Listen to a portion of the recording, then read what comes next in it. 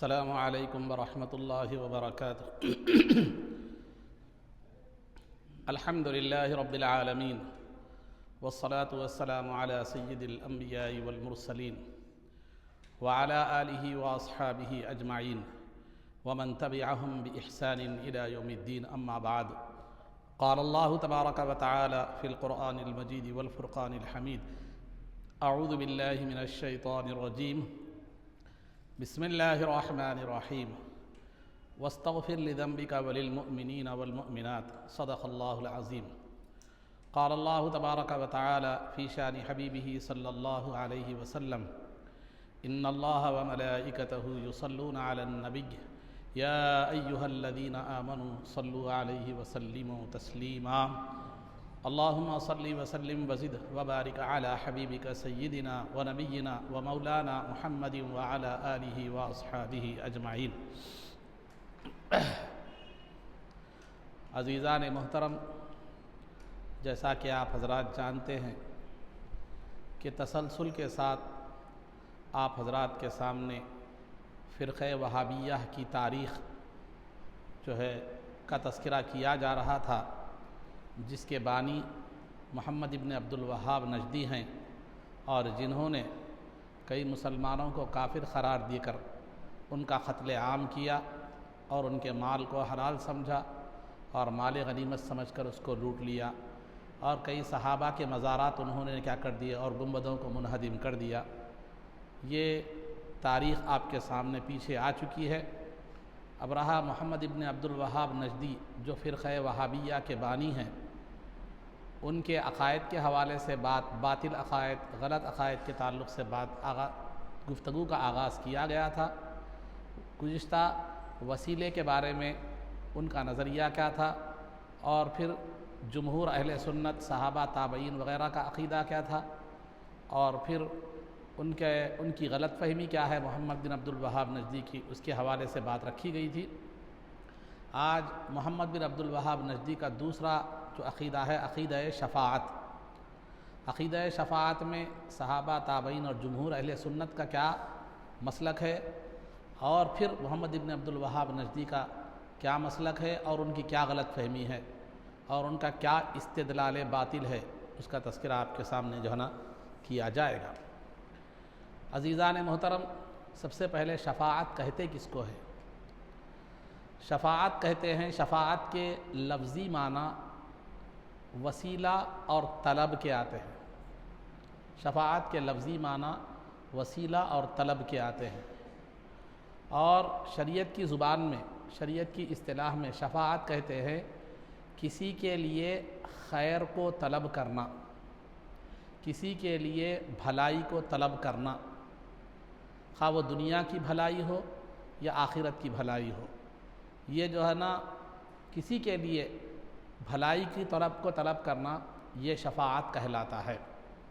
اور عام طور پر شفاعت کا جو معنی مشہور ہے وہ یہ ہے کہ اللہ کی بارگاہ میں کسی کے گناہوں کی بخشش کی درخواست کرنا، کسی کے گناہوں کو معاف کرنے کی درخواست کرنا، یہ شفاعت کہلاتا ہے۔ اور یہ پہلی تعریف میں داخل ہے، یعنی کسی کے لیے خیر کو طلب کرنا جو تعریف ہے اس میں یہ بھی داخل ہے، لیکن جو مشہور معنی جو عوام میں ہے، جو ہمارے پاس علماء میں اور عوام میں ہے، وہ یہ ہے کہ شفاعت کہتے ہیں کہ اللہ کی بارگاہ میں کسی کے گناہوں کی بخشش یا کسی کے گناہوں کو معاف کرنے اور بخشنے کی درخواست کرنا، یہ شفاعت کہلاتا ہے۔ یہ شفاعت کہلاتا ہے۔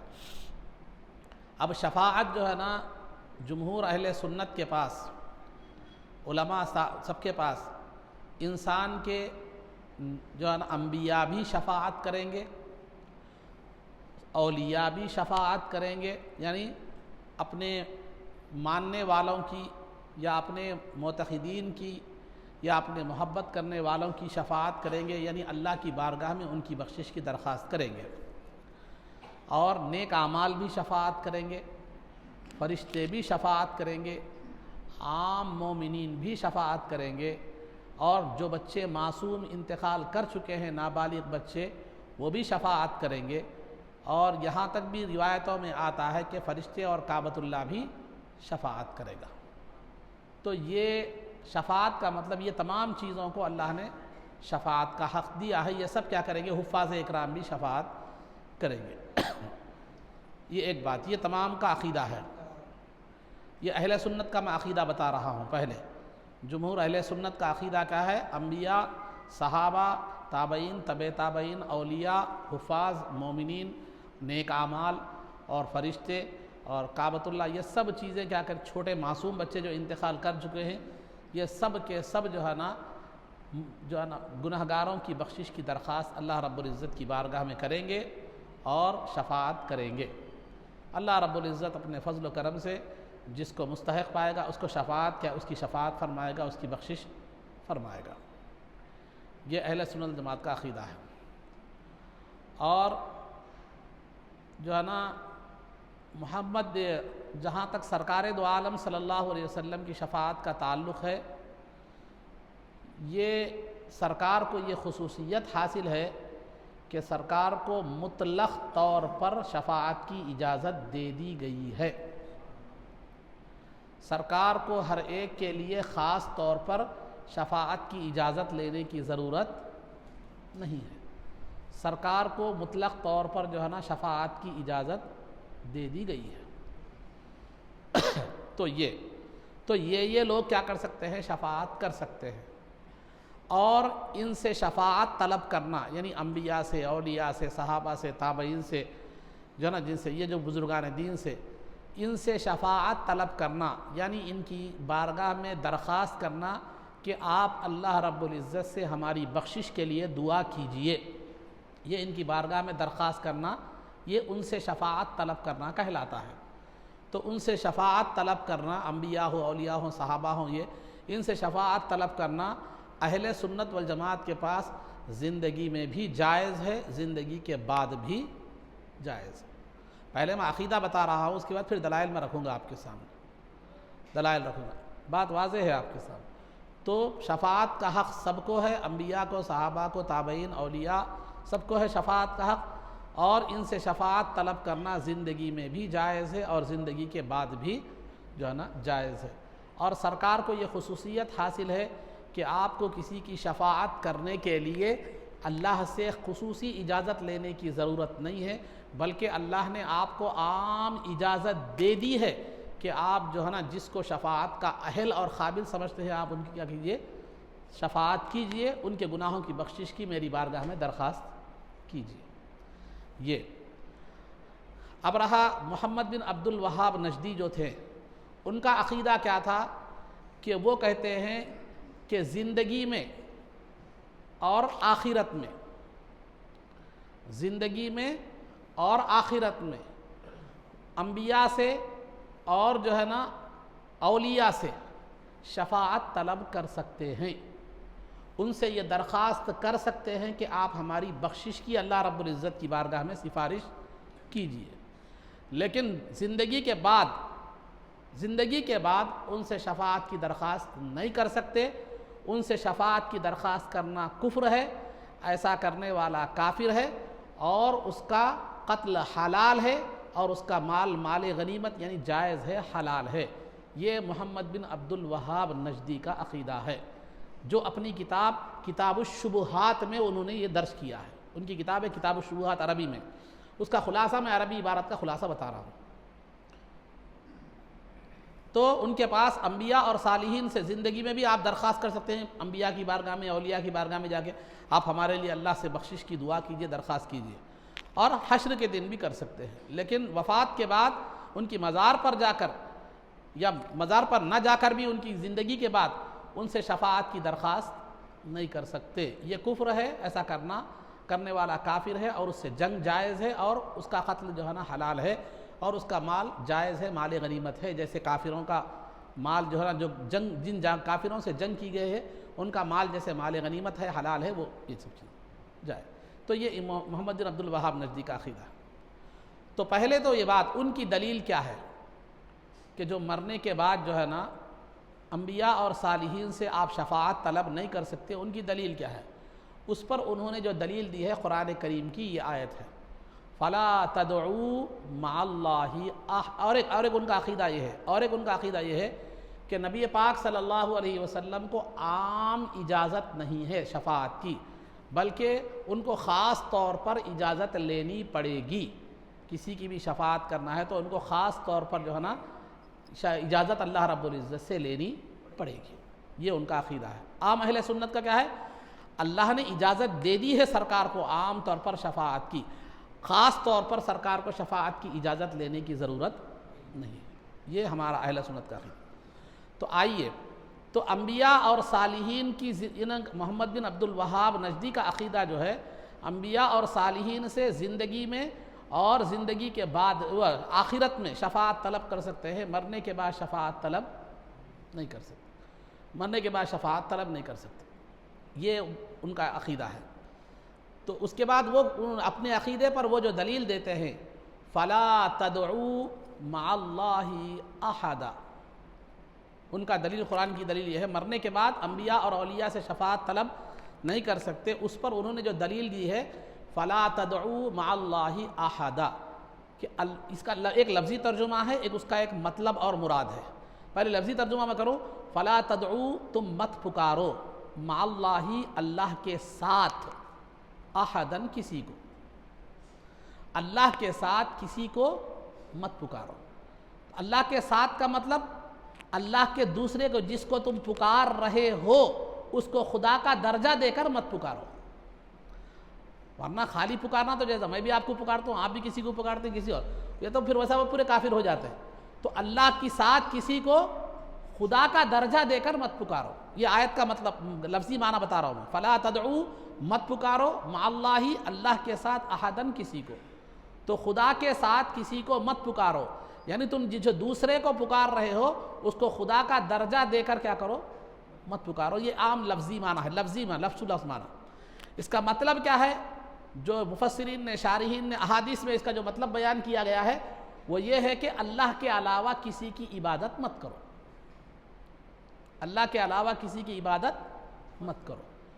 تو اہل سنت جو ہے نا وہ کہہ رہے ہیں کہ ان کا دعویٰ کیا ہے؟ مرنے کے بعد کسی سے شفاعت طلب نہیں کر سکتے، مرنے کے بعد کسی سے شفاعت طلب نہیں کر سکتے، لیکن دلیل کیا دے رہے ہیں؟ خدا کی عبادت مت کرو۔ قرآن کریم کی وہ آیت دے رہے ہیں جس میں خدا کی عبادت مت کرو جو ہے نا یہ حکم دیا جا رہا ہے۔ تو شفاعت اور عبادت میں کتنا فرق ہے؟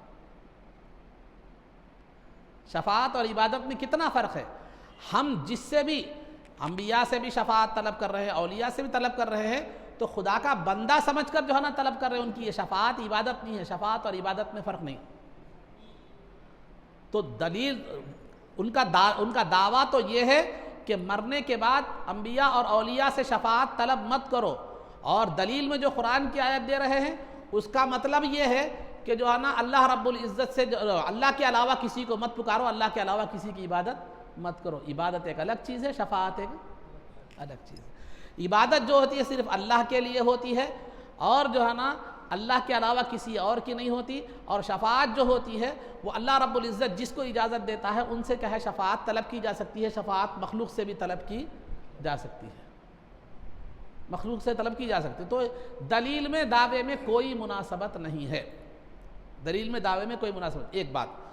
دوسری بات، ٹھیک ہے آپ کی ہی دلیل اگر لی جائے، آپ کی ہی اگر دلیل لی جائے کہ اللہ کے ساتھ کسی کو مت پکارو، اس پر یہ کہہ رہے ہیں، یہ آیت پیش کر کے آپ کہہ رہے ہیں کہ مرنے کے بعد شفاعت طلب کرنا جائز نہیں ہے، جبکہ آپ ہی کا قول ہے کہ زندگی میں شفاعت طلب کر سکتے ہیں اور پھر حشر میں شفاعت طلب کر سکتے ہیں۔ تو زندگی میں شفاعت طلب کرنا کیا حشر میں شفاعت طلب کرنا فلا تدعو مع اللہ احدا کے تحت نہیں آتا؟ زندگی میں شفاعت طلب کرو تو آپ خود کہتے ہیں کہ جائز ہے، حشر میں انبیاء سے ہو یا اولیاء سے ہو، یا جو ہے نا حشر میں شفاعت طلب کرتے ہیں تو آپ خود کہتے ہیں کہ جو ہے نا جائز ہے۔ تو پھر جو ہے جب زندگی میں اور حشر میں تو یہ لوگ خدا نہیں رہتے، مرنے کے بعد کیا خدا ہو جاتے ہیں؟ جب تو خدا کی شان یہ ہے کہ وہ مرتا نہیں ہے، مارنا یہ بندگی کی شان ہے، مخلوق کی شان ہے، مخلوق کا خاصہ ہے۔ تو آپ زندگی میں اگر کوئی آدمی نبی سے یا ولی سے شفاعت کی درخواست کرتا ہے تو وہ شرک نہیں ہے اور وہ عبادت نہیں ہے، وہ اللہ کے ساتھ کسی کو پکارنا نہیں ہے، حشر میں بھی طلب کرتا ہے تو نہیں ہے، مرنے کے بعد یعنی مرنے کے بعد سے قیامت تک کا جو دور ہے اس دوران اگر کوئی شفاعت طلب کرتا ہے تو یہ کفر ہے۔ یہ کیسا وہ ہے سمجھ میں نہیں آیا، اس پر انہوں نے کوئی دلیل نہیں دی، اس پر کوئی حدیث بھی پیش نہیں۔ یہ ان کی ذاتی قیاس ہے، ان کا ذاتی قیاس ہے، ان کا جو ہے نا ذاتی وہ ان کی رائے ہے۔ تو عقل کے اعتبار سے دیکھا جائے، عقل سلیم بھی سوچا جائے تو اگر حرام ہونا تھا شفاعت تو زندگی میں بھی ہونا تھا، حشر میں بھی ہونا تھا، مرنے کے بعد بھی ہونا تھا۔ ٹھیک ہے، آئیے ان کا ایک ذہن ہوگا کہ مرنے کے بعد مردوں سے شفاعت طلب کرنا کوئی فائدہ نہیں ہے، یہ ایک نظریہ ہوگا ان کا، مرنے کے بعد مردوں سے شفاعت طلب کرنے کا کوئی فائدہ جو ہے نا نہیں ہے۔ زندہ تھے تو کر سکتے تھے، وہاں بھی زندہ ہوں گے قیامت میں، وہاں کر سکتے ہیں، لیکن مرنے کے بعد کیا شفاعت طلب کرنا، یہ ان کا خیال ہو سکتا۔ اگر یہ خیال بھی اگر ہو کہ مرنے کے بعد مردوں سے شفاعت طلب کرنا بے فائدہ ہے تو کہنا یہ چاہیے تھا بے فائدہ ہے، لیکن کفر کہنا یہ کہاں تک صحیح ہے، کفر کہنا یہ کہاں تک صحیح ہے۔ مگر اہل سنت کہتے ہیں کہ زندگی میں بھی شفاعت طلب کر سکتے ہیں، حشر میں بھی شفاعت طلب کر سکتے ہیں، زندگی کے بعد بھی شفاعت طلب کر سکتے ہیں، زندگی کے بعد بھی شفاعت طلب کر سکتے ہیں۔ تو اہل سنت کا عقیدہ کی دلیل کیا ہے؟ اہل سنت کی دلیل یہ ہے کہ انبیاء جس طرح زندہ تھے زندگی میں، اسی طرح اپنے مزارات اقدس میں بھی زندہ ہے۔ انبیاء اپنے مزارات میں بھی کیا ہے؟ زندہ ہے۔ اولیاء بھی اپنے اولیاء صالحین کاملین بھی اپنے مزارات میں زندہ ہے، اپنے مزارات میں زندہ ہے۔ دلیل ابن قیم، پہلے تو ایک مسلم شریف کی دلیل ہے کہ سرکار دو عالم صلی اللہ علیہ وسلم جب معراج کو تشریف لے جا رہے تھے تو قبر کے عالم پر سے، عالم برزخ پر سے جب گزر ہوا تو سرکار نے موسیٰ علیہ السلام کو نماز پڑھتے ہوئے دیکھا قبر میں، موسیٰ علیہ السلام کو اپنی قبر میں نماز پڑھتے ہوئے دیکھا۔ یہ مسلم شریف صحیح ستہ کی سب سے اعلیٰ درجے کی کتاب ہے، بخاری دوسرے درجے کی کتاب ہے یہ مسلم شریف۔ تو مسلم شریف کی روایت ہے کہ سرکار نے موسیٰ علیہ السلام کو اپنی قبر میں نماز پڑھتے ہوئے دیکھا۔ اس سے بڑھ کر زندگی کی کیا دلیل ہو؟ انبیاء اپنی قبروں میں زندہ ہوتے ہیں، اس کی دلیل کیا ہے؟ بلکہ احادیث میں یہاں تک بھی ہے یصلون فی قبورہم، الانبیاء احیاء یصلون فی قبورہم، انبیاء زندہ ہوتے ہیں اپنی قبروں میں نماز بھی پڑھتے ہیں۔ ٹھیک ہے، یہ آپ بولیں گے موسیٰ علیہ السلام کا معاملہ تھا، اب سرکار کی بات۔ میں سرکار کی دلیل دینے سے پہلے ایک بات بتاتا ہوں۔ ابن قیم جوزیہ ایک بہت بڑے محدث ہیں، وہ شاگرد ہیں ابن تیمیہ کے۔ ابن قیم جوزیہ یہ شاگرد ہیں ابن تیمیہ کے، اور ابن تیمیہ کے معتقد بلکہ ان کے عقیدے پر محمد بن عبد الوہاب نجدی ہے۔ میں سابق میں بتا چکا ہوں کہ ان کے جو دو اساتذہ تھے وہ ابن تیمیہ کے مسلک پر تھے۔ تو محمد بن عبد الوہاب نجدی ابن تیمیہ کے تقریباً 400 سال بعد پیدا ہوئے۔ یہ ابن تیمیہ کے عقائد کو فالو کرنے والے تھے، یہ تو فالوورز میں تھے، لیکن میں شاگرد کی بات کر رہا ہوں کہ جو ہے نا ابن قیم جوزیہ نے اپنی کتاب جلاء الافہام میں ابن ماجہ اور طبرانی کے حوالے سے، یہ دو بھی حدیث کی کتاب ہے، ابن ماجہ صحیح ستہ کی کتاب ہے، طبرانی یہ بھی ایک حدیث کی کتاب ہے، تو یہ طبرانی اور ابن ماجہ کے حوالے سے یہ حدیث ذکر کر رہے ہیں، سرکار کی حدیث کیا کر رہے ہیں، جو ہے نا سرکار کی حدیث ذکر کر رہے ہیں، حدیث سرکار کی ہے، حوالہ ہے ابن ماجہ اور طبرانی دو حدیث کی کتابوں کا۔ نقل کرنے والے کون ہیں؟ ابن تیمیہ کے خاص شاگرد ابن قیم جوزیہ، جو محمد بن عبد الوہاب نجدی کے مقتدا اور امام ہیں۔ تو وہ کہتے ہیں حدیث کیا ہے؟ سرکار دو عالم سے اس کا حدیث کا مفہوم یہ ہے کہ سرکار دو عالم صلی اللہ علیہ وسلم نے فرمایا کہ جمعہ کے دن مجھ پر کثرت سے درود پڑھو، فَإِنَّهُ يَوْمٌ مَشْهُودٌ، وہ ایک ایسا دن ہے جس دن فرشتے حاضر ہوتے ہیں، تَشْهَدُهُ الْمَلَائِكَةُ، اس دن میں فرشتے حاضر ہوتے ہیں، اور لَيْسَ مِنْ عَبْدٍ يُصَلِّي عَلَيَّ سَمِعْتُ صَوْتَهُ، الفاظ حدیث کے الفاظ بتا رہا ہوں، سرکار کے الفاظ حدیث کے، لَيْسَ مِنْ عَبْدٍ يُصَلِّي عَلَيَّ إِلَّا سَمِعْتُ صَوْتَهُ حَيْثُ كَانَ، نہیں ہے کوئی بندہ جو مجھ پر درود بھیجتا ہے مگر میں اس کی آواز کو سنتا ہوں۔ قابل غور بات ہے، حیث کانا، وہ جہاں بھی ہو، جہاں بھی ہو. یہ سرکار کب سن رہے ہیں؟ وفات کے بعد بھی. اب آپ بولیں گے وفات کے بعد کا ذکر نہیں ہے نام صاحب، آگے آئیے. تو صحابہ فرماتے ہیں قلنا بعد وفاتی کا یا رسول اللہ، یا رسول اللہ آپ آواز سننے کی جو بات کر رہے ہیں، جہاں سے بھی بندہ درود پڑھتا ہے میں اس کی آواز کو سنتا ہوں، تو کیا یہ آپ کی وفات کے بعد بھی ہے؟ تو سرکار ہوا نام بعد وفاتی، ہاں میری وفات کے بعد بھی. ان اللہ حرم علی الارض ان تأکل اجساد الانبیاء، کہ فنبی اللہ حی، اللہ نے انبیاء کے جسموں پر حرام قرار دیا ہے، زمین پر حرام قرار دیا ہے کہ وہ انبیاء کے جسموں کو کھائے. اور اللہ کے نبی کیا ہوتے ہیں؟ زندہ ہوتے ہیں. بعض روایتوں میں فنبی اللہ حی کے الفاظ ہیں، اللہ کے نبی زندہ ہے. بعض روایتوں میں فنبی اللہ حی یرزق، کہ بعض اللہ کے نبی زندہ ہوتے ہیں، انہیں رزق بھی دیا جاتا ہے. تو اس حدیث سے صاف طور پر معلوم ہوتا ہے کہ سرکار دو عالم صلی اللہ علیہ وسلم انبیاء، موسیٰ علیہ السلام کے واقعے سے انبیاء، اور سرکار دو عالم صلی اللہ علیہ وسلم کے واقعے سے یہ بات معلوم ہے کہ نبی کیا ہوتے ہیں؟ زندہ اپنی خبروں میں. تو لہذا ہمارے نزدیک جو ہے زندگی میں بھی شفاعت طلب کر سکتے ہیں انبیاء سے، زندگی کے بعد بھی کر سکتے ہیں، حشر میں بھی کر سکتے ہیں، کیونکہ وہ ہر حالت میں زندہ ہوتے ہیں. خیر دنیا میں اور حشر میں تو ان کو بھی اختلاف نہیں ہے، لیکن مرنے کے وفات کے بعد ان کو اختلاف تھا. تو ہم کہتے ہیں وفات کے بعد بھی انبیاء زندہ ہیں. حدیث تو حدیث ہے، لیکن نقل کرنے والے ابن تیمیہ کے جو ہے نا شاگرد ہیں ابن قیم جوزیہ، اور ابن تیمیہ کے عبد الوہاب نجدی کے پورے عقیدے کی، پوری علم کی بنیاد جو ہے نا ان کے جو اساتذہ تھے وہ سب کے سب ابن تیمیہ کے فالوور تھے.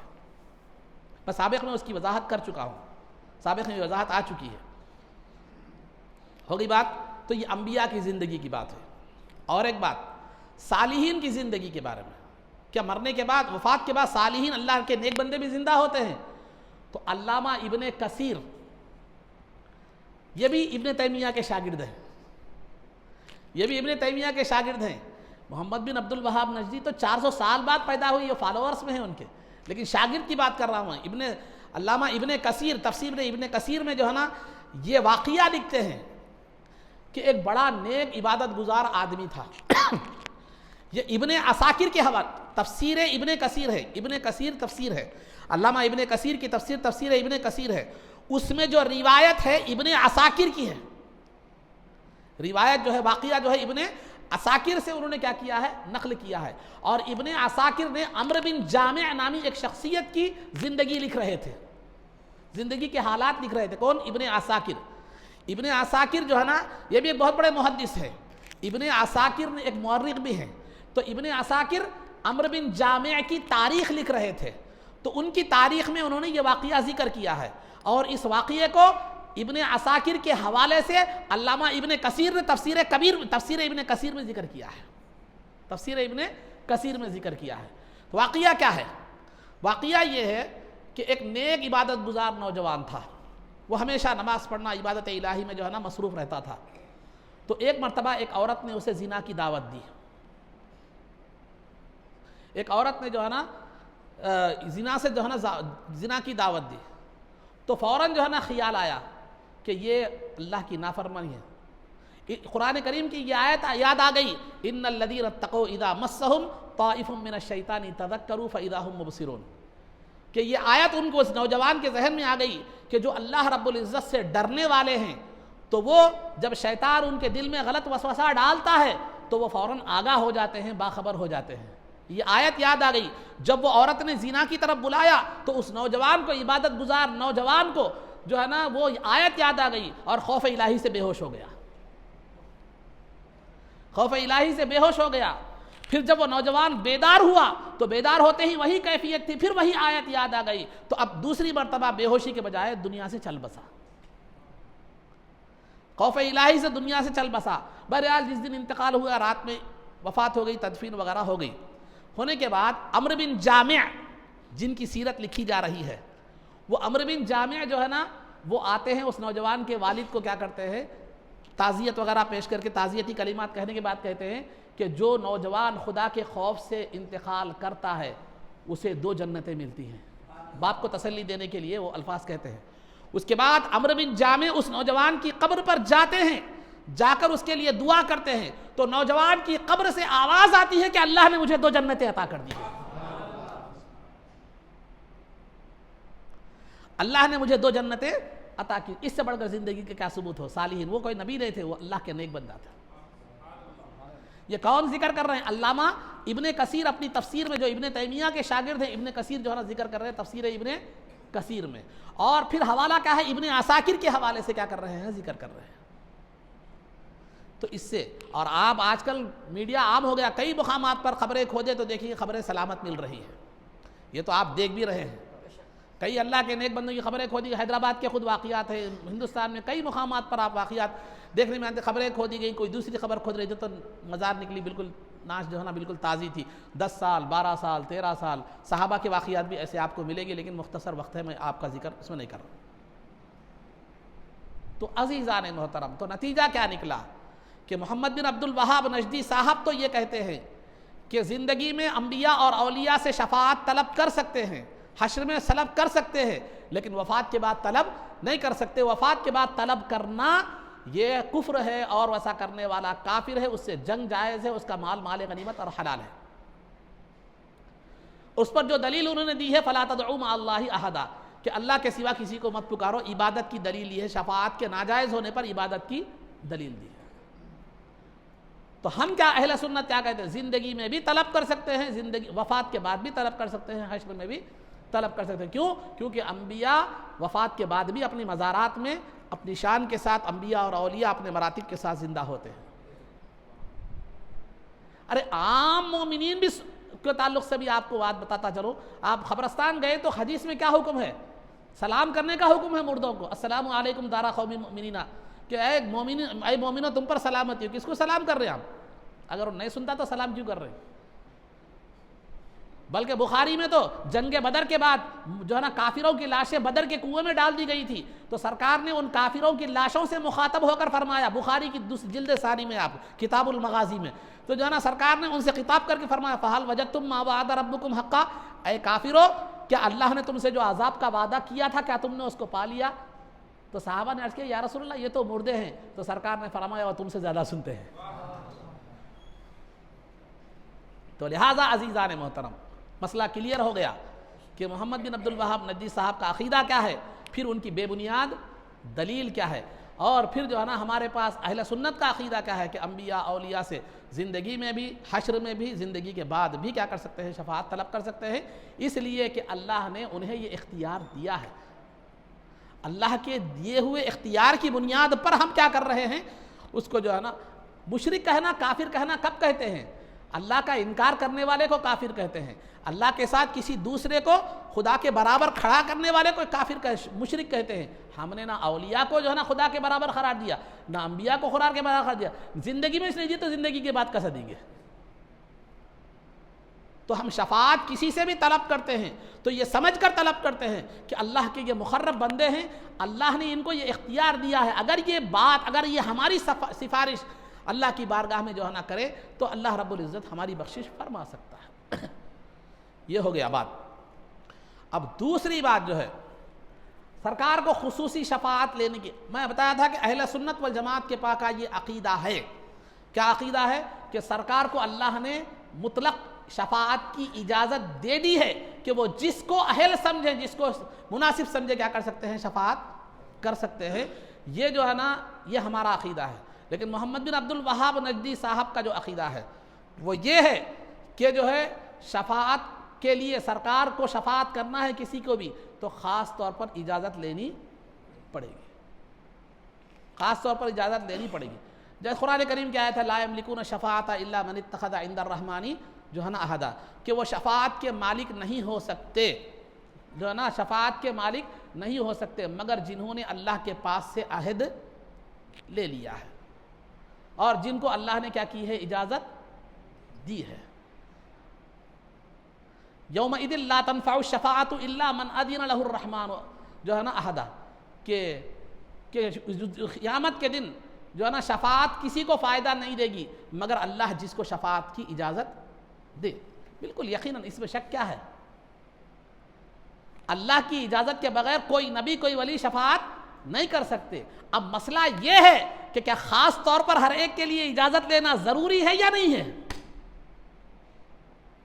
قرآن کریم میں تو واضح طور پر بتلا دیا گیا کہ اللہ کی اجازت کے بغیر کوئی کسی کی شفاعت نہیں کر سکتے۔ یقیناً یہ بھی ہے کوئی نبی کوئی ولی اللہ کی اجازت کے بغیر شفاعت نہیں کر سکتے، لیکن ہر ایک کے لیے خصوصی اجازت لینا، ہر ایک کے لیے خصوصی طور پر اللہ سے دریافت کرنا، یہ سرکار کے لیے جائز نہیں ہے، سرکار بھی نہیں کر سکتے، یہ پھر کہاں تک ہے جائز ہے؟ یہ اس بارے میں غور و فکر کرنے کی ضرورت ہے۔ پھر زندگی کے بعد پھر سرکار سے شفاعت طلب کرنا، زندگی کے بعد پھر سرکار سے شفاعت جو ہے نا طلب کرنا، یہ بھی آپ کے سامنے، وہ ان کے پاس نہیں کر سکتے، ہم بتاتے ہیں اس کو کیسا کرتے ہیں۔ قرآن کریم میں اللہ نے فرمایا وَاسْتَغْفِرْ لِذَنْبِكَ وَلِلْمُؤْمِنِينَ وَالْمُؤْمِنَاتِ، آپ ہر مومن اور مومن مرد اور مومن عورت کے لیے کیا کیجیے؟ آپ مغفرت طلب کیجیے، ان کی شفاعت کیجیے۔ اللہ نے عام آپ کو اجازت دی ہے کہ آپ ہر مومن کو کیا کیجیے؟ معلوم ہے اجازت دیجیے، ہر مومن کی مغفرت طلب کیجیے، ہر مومنہ کے لیے مغفرت طلب کیجیے۔ دوسرے مقام پر فرمایا فَاعْفُ عَنْهُمْ وَاسْتَغْفِرْ لَهُمْ، آپ ان کو معاف کر دیجئے اور ان کے لیے اللہ کی بارگاہ میں گناہوں کی بخشش کی درخواست کیجئے، مغفرت طلب کیجئے۔ چند جو ہے نا اذا جاءك المؤمنات يبايعنك على ان لا يشركن بالله شيئا ولا يسرقن ولا يزنين ولا يقتلن اولادهن ولا ياتين ببهتان يفترينه بين ايديهن وارجلهن ولا يعصينك في معروف فبايعهن واستغفر لهن الله، کہ سرکار کو یہاں حکم دیا جا رہا ہے کہ مومن عورتیں اگر آ جائیں گناہوں سے توبہ کرتے ہوئے تو آپ ان کے لیے دعا، ان کے لیے مغفرت طلب کیجئے، اسی کو تو سفارش کہتے ہیں، شفاعت کہتے ہیں۔ تو یہاں قید نہیں کی گئی یہ کرو وہ کرو، ہر ایک کی اجازت لو، کہیں بھی ایک قرآن کی آیت ایک حدیث ایسی نہیں ملتی کہ سرکار کو خصوصی طور پر ہر ایک کی شفاعت کے لیے اجازت لینی پڑے گی، بلکہ قرآن کی آیتوں میں عام ہر مومن کے لیے، ہر مومنہ کے لیے مغفرت طلب کرنے کا اللہ نے حکم دیا ہے۔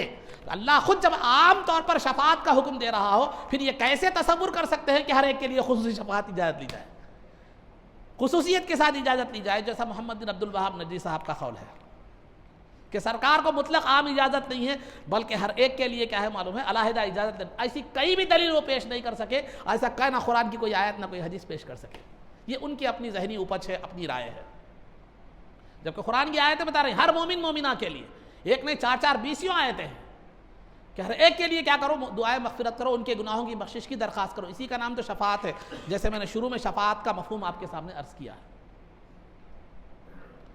یہ تو زندگی کے معاملات تھے، کیونکہ قرآن جب نازل ہو رہا تھا سرکار باحیات تھے، یہ قرآن زندگی کا معاملہ، زندگی کے بعد بھی سرکار سے آپ شفاعت طلب کر سکتے ہیں،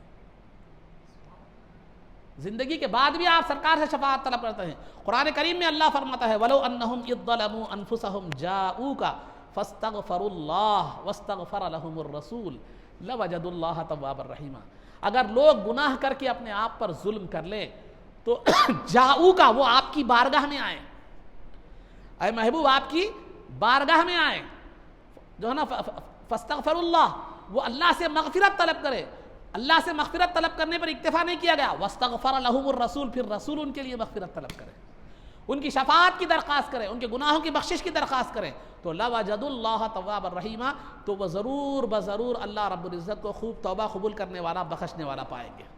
یہ آیت میں عام حکم ہے، زندگی کی قید نہیں ہے، زندگی کے بعد کی قید نہیں ہے، بلکہ اور نہ یہ آیت منسوخ ہے، نہ یہ آیت میں تخصیص کی گئی ہے کسی حدیث اور آیت کے ذریعے سے کہ یہ صرف زندگی کے ساتھ خاص تھا، بلکہ عام ہے آیت، جب بھی تم سے گناہ ہو جائے، جب بھی تم سے گناہ ہو جائے تو تم سرکار کی بارگاہ میں حاضر ہو کر اللہ کی بارگاہ میں مغفرت طلب کرو، کیونکہ بارگاہ کا بھی خاص طور پر اثر ہے، مطلب مغفرت تو کہیں بھی طلب کر سکتے ہیں، مغفرت تو کہیں بھی طلب کر سکتے ہیں، لیکن اگر تمہیں ممکن ہو سرکار کی بارگاہ میں آنا ممکن ہو تو ان کی بارگاہ میں آ کر مغفرت طلب کرو، اگر تم ہندوستان میں رہتے ہو ممکن نہیں ہے تو سرکار کے وسیلے اور حوالے سے اللہ کی بارگاہ میں مغفرت طلب کرو۔ تو عزیزان محترم، یہ تو زندگی کے بعد کا ہے، زندگی کی کوئی قید ہے ہی نہیں اس میں، جب کبھی بھی یہ قرآن کی آیت قیامت تک موجود ہے، اس کا حکم قیامت تک موجود ہے، سرکار کی زندگی میں ہو یا سرکار کی زندگی کے بعد۔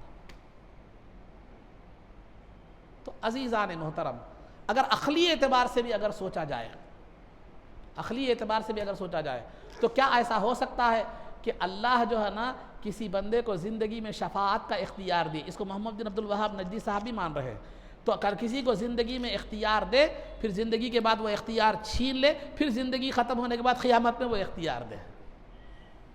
یہ بات عقل میں سمجھ میں آنے والی نہیں ہے۔ یہ کوئی لمیٹڈ جو ہے نا، وہ ہم یہ کوئی جو ہے نا ایسا کنٹریکٹ بیس پہ لی ہوئی نوکری نہیں ہے، ٹھیک ہے؟ کنٹریکٹ بیس پہ آپ کہیں اپوائنٹ ہو گئے، آپ 6 مہینے میں، سال 6 مہینے میں آپ کا اپوائنٹ ختم ہو گیا، نہیں۔ اللہ جسے اختیار دیتا ہے اپنے محبوبیت کی بنیاد پر دیتا ہے، اپنے مقرب بندے ہونے کی بنیاد پر دیتا ہے، اور یہ اس بنیاد پر دیتا ہے کہ یہ میرا بندہ دوسروں کی مغفرت کی سفارش کرنے اور شفاعت کرنے کا اہل ہے۔ وہ اہلیت، وہ مقربیت، وہ محبوبیت، اللہ کی محبت، وہ مرتبہ و مقام زندگی میں بھی تھا، زندگی کے بعد بھی ہے، اور حشر میں بھی رہے گا۔ تو یہ تھا محمد بن عبد الوہاب نجدی صاحب کا جو دوسرا عقیدہ شفاعت کے متعلق تھا۔ ان کی کتاب الشبہات میں اس کے حوالے سے میں نے مختصر طور پر آپ کے سامنے بات رکھی ہے، اور مختصر طور پر آپ کے سامنے ان کا تذکرہ کر دیا ہے۔ ان کے پاس مرنے کے بعد، وفات کے بعد شفاعت طلب کرنا کفر ہے۔ کفر جیسا اتنا بڑا مسئلہ، مسلمان کو کافر کہنا، کسی گناہ کی وجہ سے بھی مسلمان کو کافر کہنے کی اجازت نہیں ہے۔ شفاعت طلب کرنا تو گناہ نہیں ہے، بلکہ یہ تو جائز کام ہے۔ تو مسلمانوں کو کافر قرار دیا گیا، قتل کیا گیا، ان کے مال کو مال غنیمت سمجھا گیا۔ اور ایک روایت میں آپ کے سامنے بخاری شریف کی ذکر کر رہا ہوں، بخاری شریف کی ذکر کر رہا ہوں کہ سرکار دو عالم صلی اللہ علیہ وسلم کا ارشاد گرامی ہے، میں نے امتوں کو دیکھا اور ان کے انبیاء کو دیکھا۔ کسی نبی کو، یہ زندگی کا واقعہ ہے کہ کسی نبی کو میں نے دیکھا کہ ان کے ساتھ 10 امتی ہیں، کسی کے ساتھ زیادہ ہیں، کسی کے ساتھ زیادہ ہیں، کسی نبی کے ساتھ کوئی امتی ہی نہیں ہے۔ میں نے ایک بہت بڑی جماعت کو دیکھا، بہت بڑی جماعت کو کیا کیا میں نے دیکھا۔ تو وہ جماعت جو ہے نا، میں نے پوچھا کہ اے جبرائیل کیا یہ میری امت ہے؟ تو جبرائیل نے کہا نہیں یا رسول اللہ، یہ آپ کی امت نہیں ہے، آپ کی امت وہ ہے جو اس سے بڑی جماعت شکل میں۔ تو اس کے بعد وہ امت آ رہی تھی، تو جبرائیل نے کہا کہ یا رسول اللہ، اس میں سے جو 70,000 جو پہلے آنے والے ہیں، یہ بلا حساب و کتاب جنت میں داخل ہو گئے۔ تو عکاشہ رضی اللہ تعالیٰ عنہ جہاں موجود تھے، دیکھے کہ سرکار دو عالم صلی اللہ علیہ وسلم کے پاس موجود تھے، کہے یا رسول اللہ دعا کیجئے کہ وہ اللہ رب العزت ان میں میرا بھی شمار ہو جائے، فرما دے، ان میں میرا بھی شمار فرما دے۔ تو سرکار نے انہیں فرمایا ٹھہرو عکاشہ، تم ایک مخصوص آدمی ہو، تمہارے لیے اللہ سے خصوصی اجازت لینے کی ضرورت ہے، لہذا تمہاری شفاعت کے لیے اللہ سے اجازت لے کر بولوں گا نہیں۔ ٹھیک ہے عکاشہ، تم بھی اس میں شامل ہو گئے، تم بھی اس میں شامل ہو گئے۔ 70,000 میں خدا سے بغیر اجازت لیے کہ شامل کر دیے۔ اس کے بعد پھر دوسرے صحابی وہاں پر تھے، انہوں نے کہا کہ یا رسول اللہ دعا کیجئے میرے بھی شامل ہو جاؤں، میں بھی شامل ہو جاؤں۔ تو سرکار نے کہا وہ فضیلت عکاشہ لے جا چکے ہیں۔ جہاں سرکار نے یہ نہیں فرمایا ٹھہرو اللہ نے تمہیں شفاعت کی اجازت نہیں دی، وہاں اجازت بھی نہیں لی، وہاں شفاعت کر رہے ہیں تو بھی اللہ سے اجازت لے کر نہیں کی، جہاں شفاعت نہیں بھی کر رہے ہیں تو اللہ نے اجازت نہیں دی یہ کہہ کر شفاعت نہیں کر رہے ہیں۔ وہاں بھی اختیار تھا، یہاں بھی اختیار تھا، وہاں اختیار تھا، یہاں کوئی مصلحت تھی۔ اب ان کی شفاعت کریں گے پھر اور بولیں گے اور کیجیے، اور بولیں گے اور کیجیے، معاملہ طویل ہوتا چلا جائے گا۔ اس لیے کیا کیا آپ نے، یا کوئی اور مصلحت کی بنیاد پر آپ نے ان سے کہا اب تمہارے لیے نہیں ہے، عکاشہ جو ہے نا یہ کر چکے۔ اس کی شارحین نے بہت سی وجوہات بیان فرمائی ہے، کیوں ان کو کہیں کو نہیں بولے سرکار، ان کی وجوہات کیوں؟ کیونکہ سرکار نے ان کو اس قابل نہیں سمجھا۔ میں مصلحتاً بتا رہا ہوں، کنایتاً بتا رہا ہوں، ورنہ بعض شارحین نے لکھا ہے کہ وہ منافق تھے، وہ صاحب دوسرے جو تھے، بعض نے کہا ہے کہ وہ جو ہے نا ایمان ان کا اتنا مضبوط نہیں تھا۔ بہرحال ان مصلحتوں کی بنیاد پر سرکار نے ان کو اس قابل نہیں سمجھا کہ 70,000 جو بلا حساب و کتاب جا رہے تھے ان میں شامل کر دے، اسی لیے کہا اشارتاً تم قابل نہیں ہے، بلکہ ان کے دل کو تکلیف بھی نہیں دیے، کہا کہ نہیں ویسی کوئی بات نہیں ہے کہ جو ہے نا وہ عکاشہ وہ فضیلت لے جا چکے ہیں، اب تمہارے لیے وہ فضیلت باقی نہیں ہے۔ تو عزیزان محترم، تو وہاں شفاعت نہ کرنے میں یہ وجہ نہیں تھی کہ اللہ نے اجازت نہیں دی، بلکہ وہ اس معاملے میں اس قابل نہیں تھے۔ پہلے والے عکاشہ جو تھے وہ اس قابل تھے، سرکار نے فوراً ان کو شامل کیا، اے اللہ ان 70,000 میں عکاشہ کا بھی شمار فرما دے۔ تو عزیزان محترم، یہ بخاری کی حدیث ہے، اور ایک بخاری کی حدیث ہے اعطیت خمسا، کہ مجھے جو ہے نا 5 چیزیں ایسی دی گئی ہیں جو کسی نبی کو نہیں دی گئی۔ اس میں 5 چیزیں سرکار نے بیان فرمائی، میں تفصیل سے انہیں بیان کر رہا ہوں، وقت کم ہے۔ ایک ہے اعطیت الشفاعت، مجھے شفاعت دی گئی ہے۔ آخری جملے پر میں بات رکھا ہوں، مجھے شفاعت دی گئی ہے۔ اس کے بعد سرکار فرماتے ہیں کہ جو ہے نا اللہ نے ہر نبی کو کسی مخصوص علاقے کی طرف رسول نبی بنا کر بھیجا، لیکن مجھے اللہ نے تمام انسانوں کے لیے کیا کرا؟ رسول بنا کر کیا کیا؟ مجھے اللہ نے بھیجا۔ تو اب مجھے شفاعت دی گئی ہے سرکار، تو کیا انبیاء کو شفاعت نہیں دی گئی تھی؟ کیا انبیاء کو شفاعت کا اختیار نہیں دیا گیا تھا؟ دیا گیا تھا، لیکن ان کے قوم کی حد تک، کیونکہ وہ جس قوم کے نبی تھے اس کے قوم کی حد تک انہیں کیا کی گئی تھی؟ اجازت دی گئی تھی۔ جیسے ابراہیم علیہ السلام نے کہا، قرآن کی آیت ہے ربنا اغفر لی ولوالدی وللمؤمنین یوم یقوم الحساب، کہ اے اللہ مجھے، میرے والدین کو اور مجھ پر جو ایمان لانے والے ہیں ان کو قیامت کے دن ان کی مغفرت فرما، ان کی بخشش فرما۔ عیسیٰ علیہ السلام نے کہا تھا اپنی امت کے تعلق سے، ان تعذبہم فانہم عبادک وان تغفر لہم فانک انت العزیز الحکیم، اگر تو عذاب دیتا ہے ان کے گناہوں پر تو تجھے اختیار ہے، وہ تیرے بندے ہیں، تجھے اختیار ہے، لیکن اگر تو ان کی مغفرت فرماتا ہے تو یہ تیری رحمت ہے۔ تو یہاں عیسیٰ علیہ السلام نے اپنی امت کے لیے سفارش کی تھی، تو جو نبی جس امت کے لیے بھیجے گئے تھے انہیں جو ہے نا سفارش دی گئی، انہیں اتنی امت کا سفارش کا اختیار دیا گیا، لیکن نبی پاک صلی اللہ علیہ وسلم فرماتے ہیں مجھے شفاعت کی 5 چیزیں ایسی دی گئی ہیں جن میں کسی نبی کو حق حاصل، جن کو کوئی وہ خصوصیت کسی نبی کو حاصل نہیں ہے۔ اگر سرکار کو بھی جو ہے نا مخصوص لوگوں کی اگر شفاعت کی اجازت دی جاتی تو پھر سرکار میں اور دیگر انبیاء میں کیا فرق ہوتا؟ تو سرکار خصوصیت جب بتا رہے ہیں شفاعت کی، تو اور ساتھ میں آگے یہ بتلا رہے ہیں کہ ہر نبی ایک مخصوص قوم کے لیے بھیجے گئے تھے، لیکن میں تمام انسانوں کے لیے بھیجا گیا ہوں، تو ہر نبی کی شفاعت ایک مخصوص قوم کے لیے، امت کے لیے ہوگی، کیونکہ سرکار تمام امتوں کے لیے بھیجے گئے، تمام انسانوں کے لیے بھیجے گئے ہیں، تو پھر جو ہے نا سرکار کی شفاعت بھی سب کے لیے ہوگی۔ اسی وجہ سے اللہ فرماتا ہے عسیٰ ان یبعثک ربک مقاما محمودا، کل قیامت کے دن اللہ رب العزت مقام محمود پر فائز ہوں گے۔ مقام محمود پر فائز ہو کر کیا کریں گے؟ اپنی امت کی بخشش اور سفارش کریں گے، عام ہر امتی کی بخشش کی سفارش کریں گے۔ جس کے دل میں دوزخیوں میں سے جا کر، جس کے دل میں رائی برابر بھی ایمان ہوگا، اس کو اللہ سرکار دوزخ سے نکال کر لائیں گے، اور ہر ایک کے لیے الگ الگ نہیں کریں گے۔ عبد الرحمن کے لیے اللہ عبد الرحمن کی سفارش کروں دوزخ میں ہے، عبد الرحیم کی سفارش کروں دوزخ میں نہیں، عام اجازت ہوگی، سرکار اے محبوب جاؤ جس کو تم چاہو نکال کر لا لو دوزخ میں۔ تو جو ہے نا جس کے دل میں ذرہ برابر بھی ایمان ہوگا، سرکار اس کی شفاعت کر کے اس کو کیا ہے جہنم سے نکالیں گے۔ اب یہاں ایک تو سرکار کی شفاعت کے عام ہونے کے ساتھ ساتھ یہ بھی مسئلہ نکلتا ہے، یہ بھی حدیث صحیح ہے کہ یہ بھی مسئلہ نکلتا ہے کہ سرکار کس کے دل میں کتنا ایمان ہے وہ بھی جانتے ہیں، کس کے دل میں کتنا ایمان ہے وہ بھی جانتے ہیں۔ ایک کامن آدمی اگر آپ ہوشیار ہیں، سامنے والا محبت کا دعویٰ کر رہا ہے تو کتنی محبت ہے اس کے دل میں آپ جان لیتے ہیں۔ ایک عام آدمی کی بات بتا رہا ہوں، ایک ہوشیار آدمی، ایمان مسلمان غیر مسلم کی قید نہیں ہے، اگر آپ کو اللہ نے ذہنی صلاحیت دی ہے، لوگوں کو پرکھنے کی صلاحیت دی ہے، تو کون آدمی آپ سے کتنا مخلص ہے، کتنا محبت کرنے والا ہے، حرکات و سکنات سے آپ جان لیتے ہیں۔ تو سید الانبیاء ہیں، اللہ کے بعد مخلوق میں اگر سب سے زیادہ کسی کا بڑا درجہ ہے تو وہ سرکار کا ہے، تو پھر کیا اللہ ان کو یہ طاقت نہیں دیا ہوگا کہ جو ہے نا معمولی سے جو ہے نا ہر دل کی کیفیت اور ایمان کو کیا کریں جانے؟ تو ہر ایک کے اندر کے کون بخشش کے قابل ہے، کون کس کے دل میں کتنا ایمان ہے، وہ سب کو سرکار پہچانیں گے اور لا لیں گے۔ یہی وجہ ہے کہ جانتے تھے دل میں کیفیت ایمانی کو، اسی لیے اکاشا کو اجازت دے دی 70,000 کے ساتھ شفاعت کی، لیکن دوسرے کو اجازت نہیں دی۔